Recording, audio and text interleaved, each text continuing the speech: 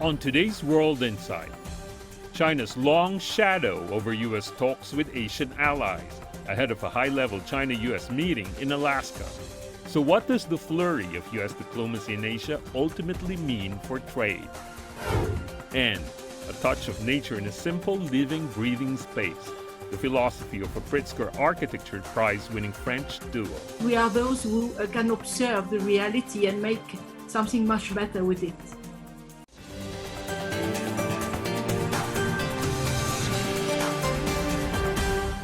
Here is our host, Tian Wei.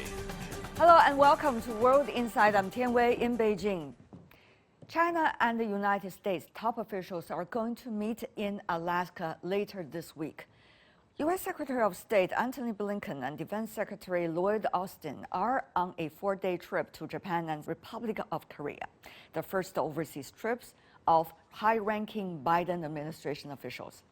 The top diplomats and defense chiefs of Japan and the U.S. held talks in Tokyo, with China on the agenda. China was called, quote, a threat, and the alliance is seen by some as a counterweight to growing Chinese influence. Does it mean the Asia-Pacific is back at the center of U.S. foreign policy? Where are China-U.S. relations in terms of trade and economic ties headed for? The chance of a reapproachment? For insights, let's loop in our panelists.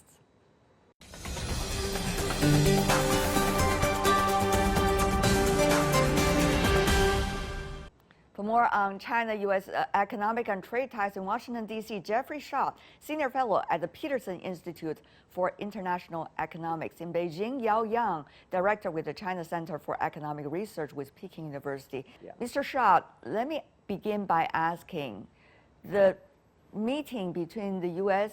and the Japanese side seemed to be fruitful from their own perspectives. One of it is, according to the media report, quote unquote, deter China when it is necessary. Now, is it going to be good ambience leading up to the Alaska meeting? Well, I think there is a realism and a pragmatism on both sides. And one of the important goals of the Alaska meeting is to seek greater clarity in the positions that each side has, what they feel is important, where the red lines are in their positions, and for the Chinese side to understand the positions of the new U.S. administration and how there is a coherence in the policy from the White House to the State Department across the other executive agencies. Mm-hmm. Professor Yael from Beijing, what's your take? Well, I think the choice of Anchorage is very interesting. Actually, Anchorage is the first American city I ever landed because it's actually in the middle of the China-U.S. flight. For every new American administration, they will always contact American allies. And this time, it's not different, right? So U.S. already had meetings with European countries and then Japan and other countries. But of course, U.S. want those countries to go along with the United States to contain China in some ways. That's not going to be successful because those countries have deep economic relations with China. American moves actually place those countries in a very difficult situation, making them to choose between United States and China. But I don't think that that's going to affect the Anchorage meeting. I see. We saw some latest interview done by the Prime Minister of Singapore. He was talking actually some points very relevant to what you have just said. Mr. Schott, is it fair to put everybody in the middle? Well, I think Yael is absolutely right. The countries in Asia have important relationships with the United States and with China. And they don't want to have to decide one or the other because they need to work with both. Right. And I think what the U.S. Officials have been talking about in Japan is how we protect our interests in areas where policies with China diverge, and how we can work with China in areas where we need to cooperate, and where our national interests converge in working on regional or multilateral solutions. So, of course, the Japanese are very concerned about North Korea.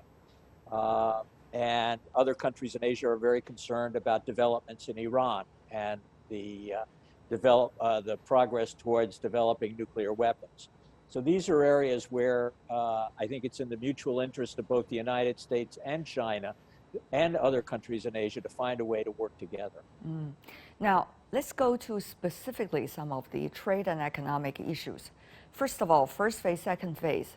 That was the legacy or leftover of the earlier administration. This administration coming into power without much, quote unquote, correction of the earlier policies, but rather maintaining it and sometimes even more rhetoric in certain directions. Does the rhetoric really represent the real essence? Well, I think it's fair to say that there are a lot of areas where the Trump administration and the Biden administration policy towards China overlap.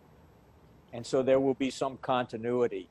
But what the Biden administration is doing now, and it's only been in office for a very short period of time, is developing a new strategy for dealing with China,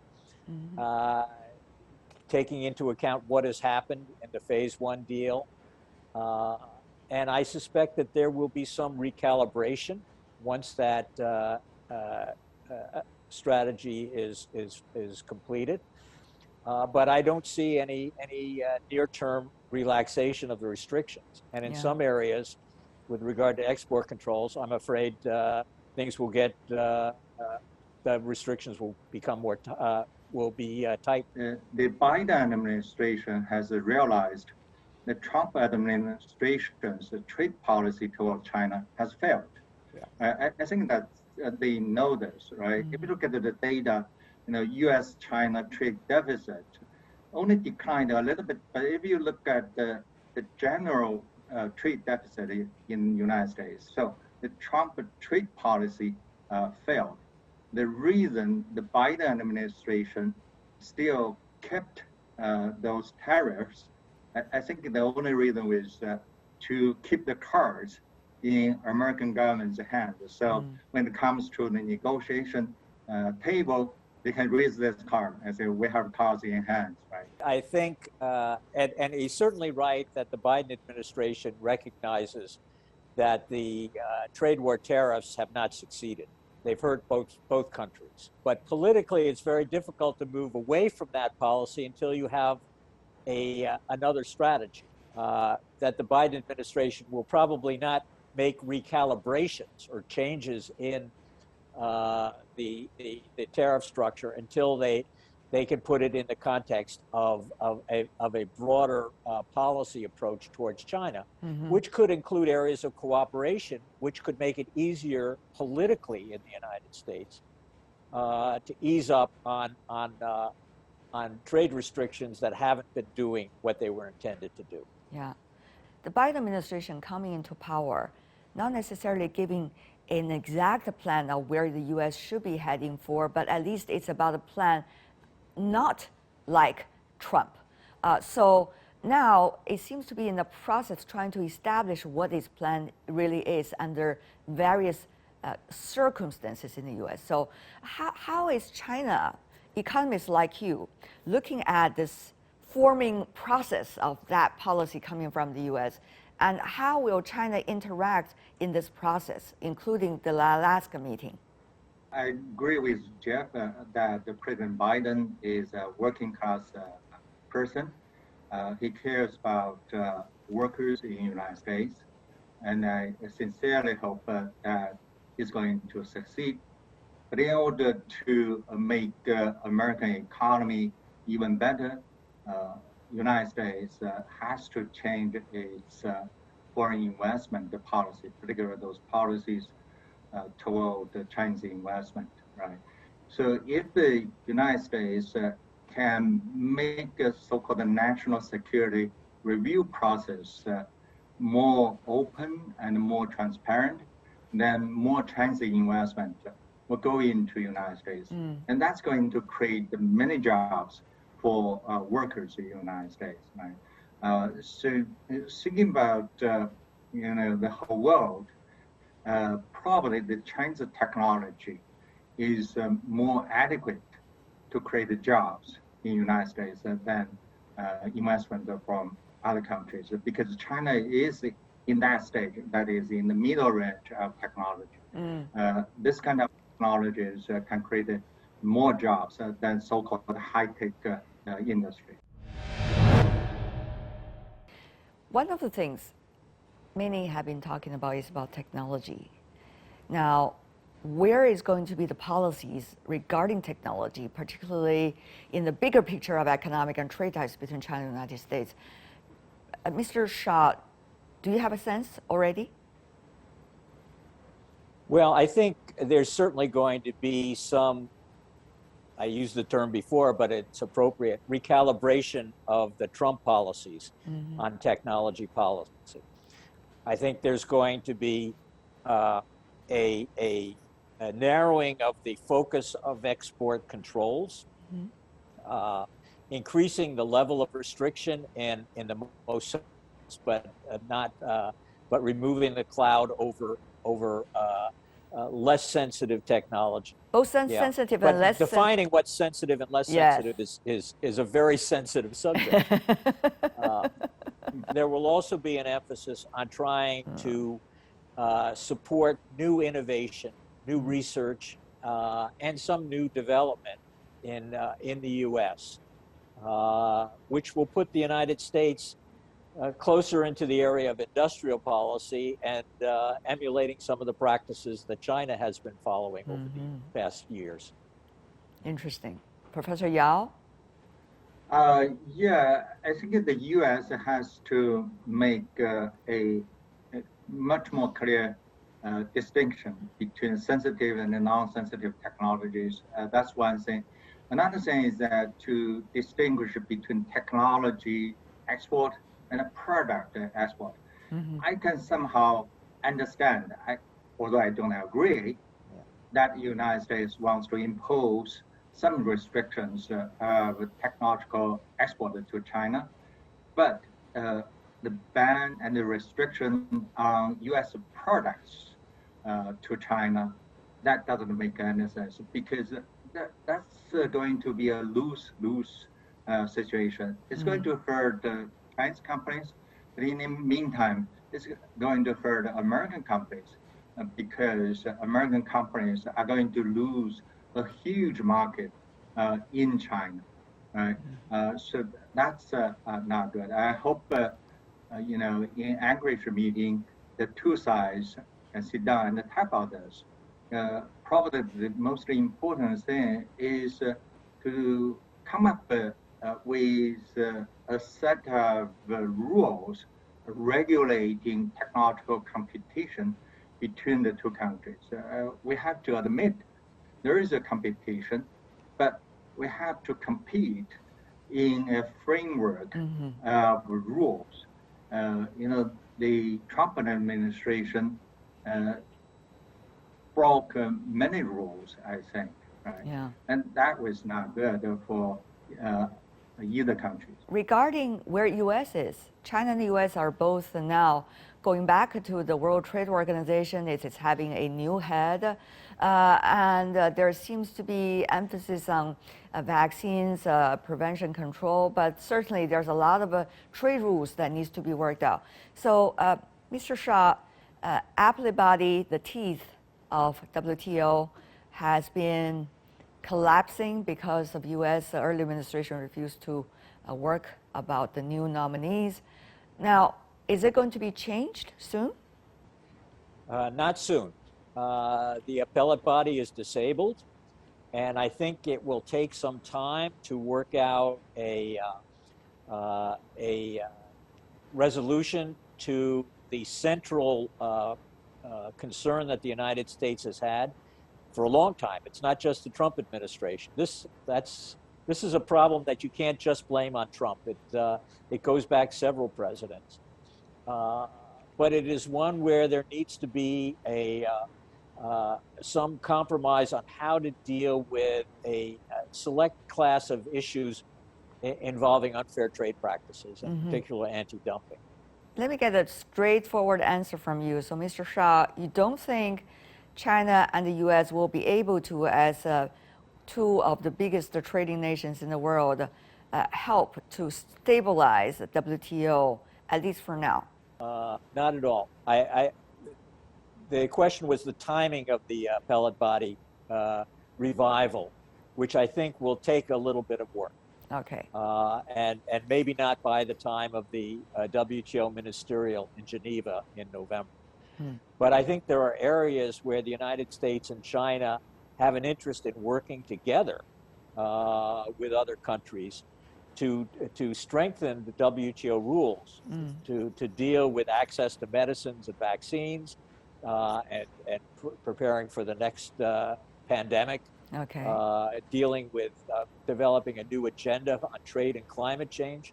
These are important areas that I think that the United States and China will be able to work together successfully and help lead a new progress in the WTO. Professor Yael, if I could get this question also to you to be exact, will WTO be a platform in which China and the U.S. could cooperate and even create goodwill that could spill over to the other side of China-U.S. trade ties? Or will it become a battleground further down the road that it will eventually have a negative impact on some of the other issues between China and the United States regarding economic trade ties? Professor. Yeah, let me put my answer in this way. WTO reform actually depends on the solution to the U.S.-China trade disputes. Those two countries are the two largest trading partners in WTO. Right? Most of the American concerns are toward Chinese practice, although United States also has some disputes with European unions. So if I may, my suggestion is that China and the United States negotiate first and come up with a set of new rules and then recommend those rules to WTO. Then, European Union, Japan, Australia have much more common interest with the United States. And I believe most of the cases they're going to follow United States. Right? Right. So directly using WTO for the negotiation platform is not a good idea. I'd rather see U.S. and China to talk first. If both sides going to Alaska meeting call you guys and say, what do you expect? What should we talk about during that 2-day or less than 2-day meeting? What would you say? 1 or 2 sentences. Jeffrey? Well, I sent the State Department a memo on what they should do back right around the time of the election. Yeah. But they should talk about areas where they have where each has common interests in working together, dealing with climate change, resolving that pandemic, and planning to for preparations for the future. Yeah. And dealing with concerns about nuclear proliferation in the Korean Peninsula and in Iran. Those are crucial elements of our relationship that need to be sustained and developed. Yeah. And the areas of confrontation, we have to have clarity on what our positions are, and that's why the Alaska meeting is so important. All right. Professor Yael, what would you say? What shall we talk about? Your take. Well, I want to be more specific than Jeffrey's. First of all, I would say let's try to restart the fights between United States and China before say, October this year. That's going to greatly increase the confidence of people on both sides. And second, this is somehow to restart the Houston and also Chengdu consulates this year. Lastly, this is about the way to cooperate in fighting the pandemic and also climate change. Very interesting. Thank you so much for both of you, Jeffrey Shaw and Yael Yang. Really appreciate it. And you're watching World Insight. Coming up, a touch of nature in a simple living. Breathing space, the philosophy of the Pritzker Architecture Prize winning French duo. Next. We are those who can observe the reality and make something much better with it.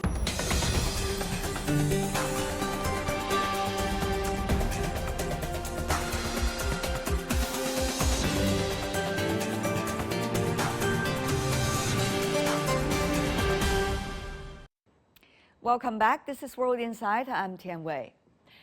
In a time of global warming, how can architecture help people cope with climate change? Keeping it simple may well be the aesthetics of the times. They are embracing the climate crisis as the catalyst for new creations. Today, let's meet Anne Lacadon and Jean-Philippe Vassal, two French architects who are honored with the 2021 Pritzker Architecture Award. Their designs make the most of space, light, and nature while providing a comfortable living space for the ordinary people. In an exclusive interview, they tell me about their special relationship with nature and how they incorporate it in their designs. And what they are saying once and again is they are not making monuments, but real living space for the real people.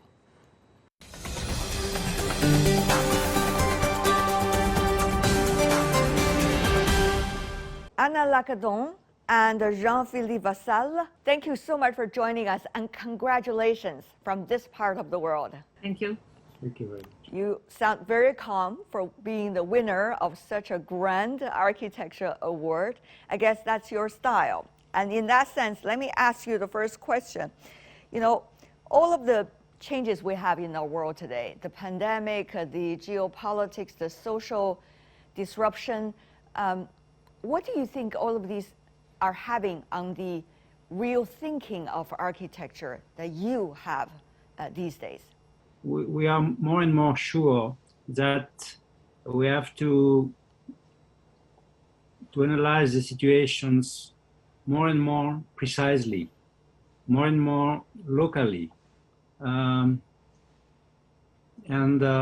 with a great attention to the specific situations, particular situations, and to try to avoid a standard answer, but to be very, very precise and delicate, and sensible and poetic. Yes, this period reminds us also the importance as well as the fragility of the humans.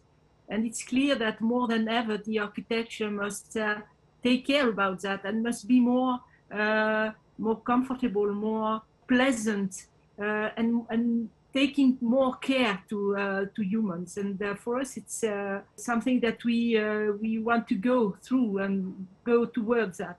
We believe that architecture is an art. And as an art, it has precisely to avoid all standard answers, all already determined answers. But each time there is a new ideas to develop precisely in function of the situations. And therefore, at this moment, how would you reflect back upon decades of, quite lavish building styles, huge consumption of power, building materials, signature architectures in every city, every country, every county, and probably every town as well. How do you look at those decades? It made even more obvious the necessity of a big change. But in the other hand, this is a very hard complexity because everything is organized around the system. So, and now probably we are just at the beginning of this process of change. I like it when you say it, but you know how to break it down after building it brick by brick for decades. You know, whether your voice is too weak in that sense to build a new system, how are you trying your way, at least, in order to build the first few bricks? I have the feeling that architecture is an art that seems too much related to the old approach. And we have, most of the time, architecture has been the symbol of powerful people, of institutions that wanted to impress. That can be banks, companies. And today, if we believe in democracy, we should think as architecture as the possibility to give a beautiful space for each one, for each inhabitant. It means that we are more and more architects in the world, new young architects, and there are so many problems, so many bad situations. And if we can try to find the right and poetic answers to all these situations, I think it would be very, very nice and probably different way to look and to think what is architecture. It is so easy just to follow, but it's so hard to establish something new. I was looking at some of your previous works, including some of the social housing and things like that, and also making best use of the existing space by natural light. I'm just, you know, making a few examples of what you did. Tell us one or two of your works that you really like even today. We think that the question of housing, question of inhabiting, question of the apartment is one of the most challenging questions today for architects. It means that each inhabitant should have the benefit of working with architecture in order to invent the best places for him.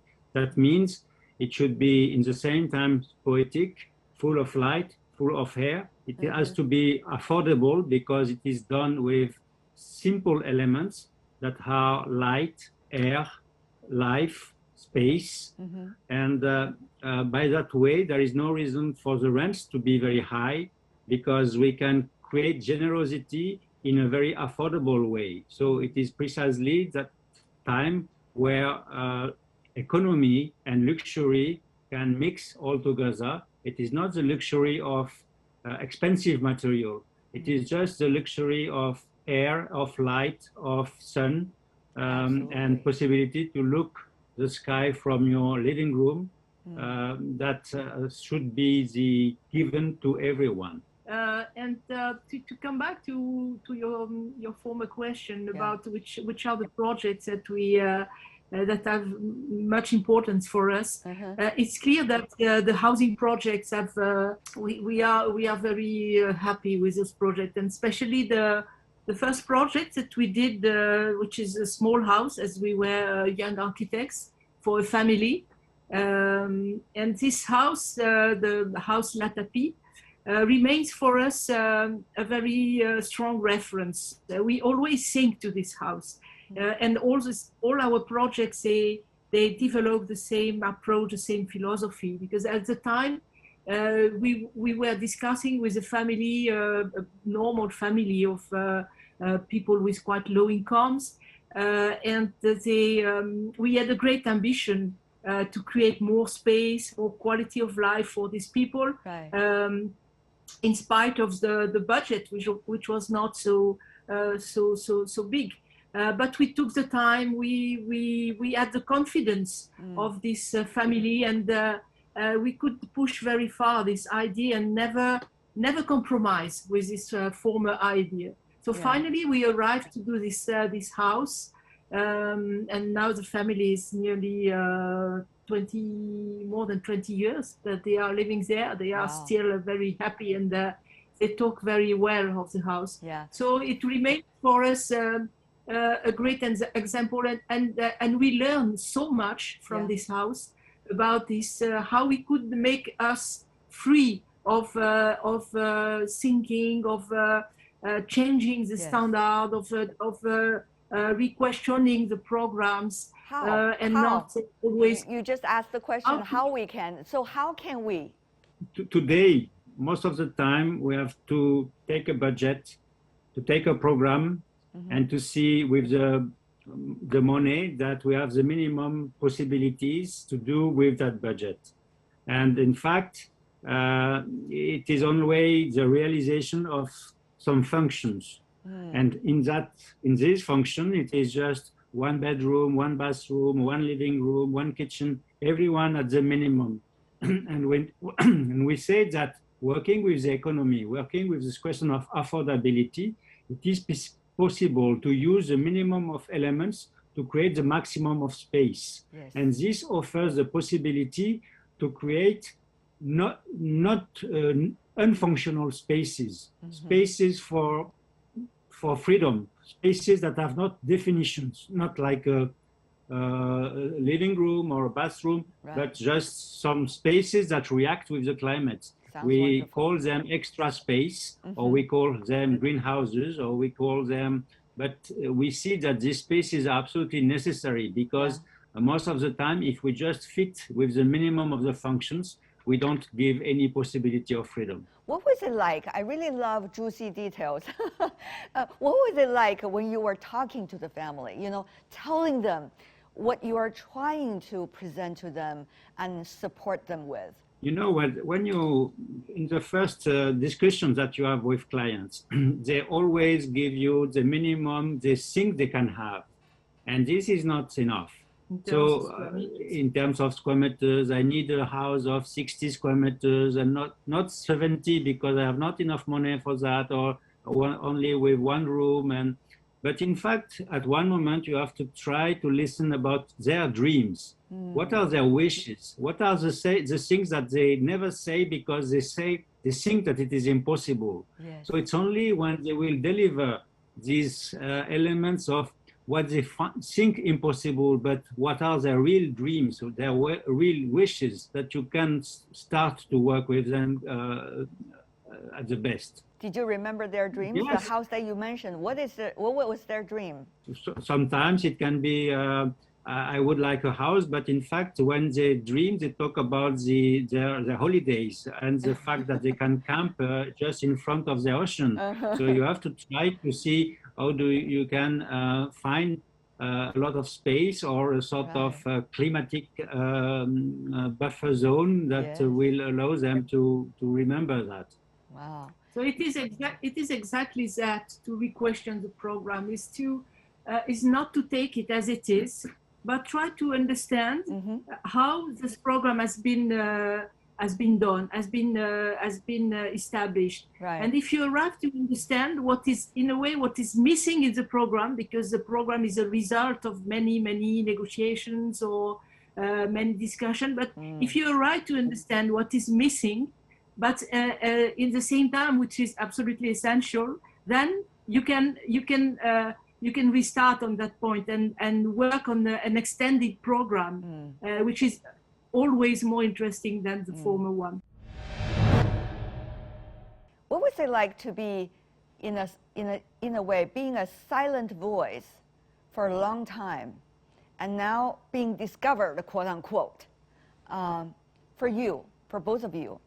I see something in you that I see very differently from, let's just say, from star architects. You are very grounded, and you're very determined. I would say that Anne and me, we are also professors.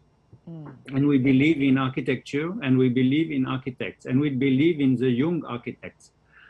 we are teaching to them. Yes. And we know also that nobody asks them enough, because most of the time the architects, on the young architects, they are waiting that somebody asks them to do that extremely precisely, after a master plan, after a program, after definition.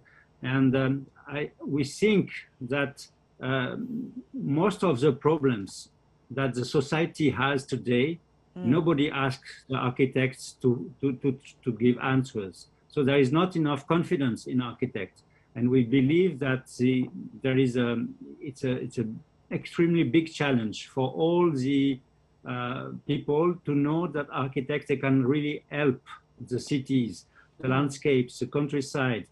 I would say that architects should become a bit like doctors of the problems of the city. Yeah. And actually, it is not enough the case. It's not enough the case. Most of the time, you see that instead of trying to solve precisely the problems, there are big decisions like demolitions or tabula rasa, and we don't like that. We really like to live with the precision of the proximity, taking care of each tree, taking care of each building, trying to transform, never demolish. And this is for us extremely important. This delicacy is extremely important when we think today that urbanism and architecture has too much violence.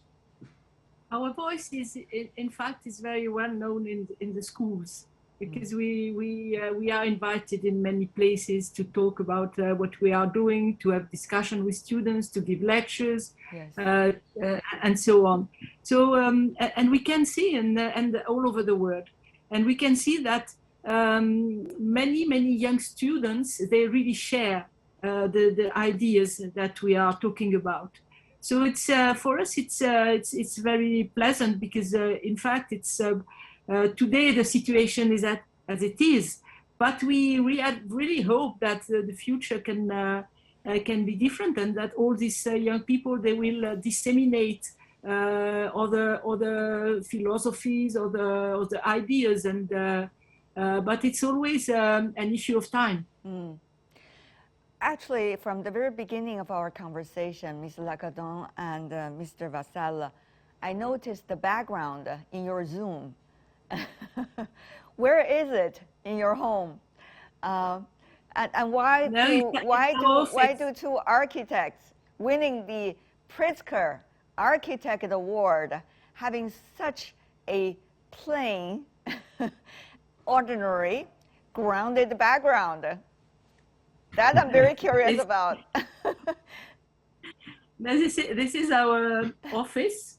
Okay. And in fact, this is a room when we store the publications. Yes. And what we see is a piece of curtain. Yeah. What is shining is a piece of curtain that normally we have in the greenhouses. All right. You know, so also, it's a kind of room of it's a kind of room of prototypes of everything. you know, also your extra space. With Zoom, it's possible to have virtual backgrounds, but we don't like fake. We like the reality, so it's what you see. I love it. It's also because we moved the office quite recently, so there is still a little mess.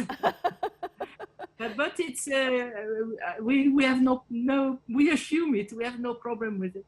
And today the sky is particularly gray in Paris, unfortunately. No, but in fact, what you don't see in another part of the office, there is a wonderful corner with a collection of orchids that Jean-Philippe is growing. Wonderful. Finally, before we go, I do want to ask both of you. You are both educators. You are architects yourself. You try to speak with a different voice over the decades. And now it seems that people increasingly have got the chance to hear you. What do they really need to hear from both of you winning this very precious Pritzker Architect Award? We think again that to be confident in architecture, because it's a wonderful work, to have to play with space. Space is really a friend for us, and we like this. And we think today it is important to give this opportunity to deliver beautiful spaces for everyone, and to stop a little with objects, monuments. because what is important in architecture is life. Yeah, it's clear that it's very important to keep always the attention, the curiosity to places, to people, because we have a lot to learn from that. And as architects, we are not the one who every day reinvent a kind of virtual world, but we are those who can observe the reality and make something much better with it. Anna Lagadon and Jean-Philippe Vassal, I love every answer you give over the past half an hour. A lot of nutrition, a lot of food for thought for all of us, not just about architecture, but a lot of other things as well. That's my exclusive interview with Anna Lagadon and Jean-Philippe Vassal, the winner of this year's Pritzker Architecture Prize. That's all we have for today. If you'd like to see more, you can search World Insight, that's the name of the program, or check out our YouTube channel. Follow us on Twitter and Facebook. I'm Tian Wei. On behalf of the team, thanks for watching. Bye for now.